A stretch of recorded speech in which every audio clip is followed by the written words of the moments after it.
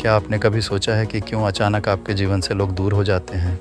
जब दोस्त अचानक बदलते हैं या अपने ही नज़रें फेर लेते हैं, हमें यह सोचने पर मजबूर कर दिया जाता है कि कहीं हमने कुछ गलत तो नहीं किया।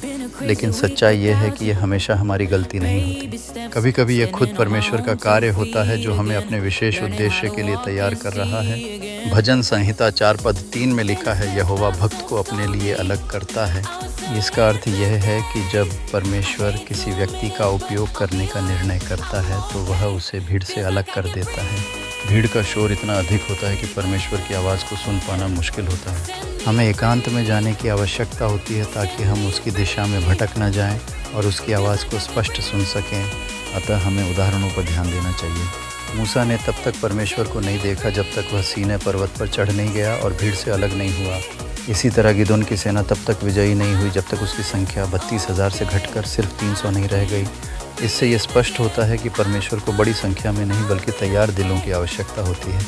आप शायद सोचते हैं कि हर कोई आपको छोड़ रहा है, लेकिन सच्चाई ये है कि परमेश्वर आपके चारों ओर से लोगों को हटा रहा है ताकि वह स्वयं आपके जीवन में कार्य कर सके। यीशु ने यूहन्ना 15 में कहा है, हर डाल जो फल लाती है उसे वह छांटता है। ऐसा यह छंटाई अक्सर दर्द देती है, लेकिन यही प्रक्रिया हमें और अधिक फलदायी बनने के लिए तैयार करती है। यदि आप आज अकेलापन महसूस कर रहे हैं तो इसे हार मानने के रूप में न देखें। यह अलगाव आपके अंत का संकेत नहीं है बल्कि एक नई शुरुआत का प्रतीक है।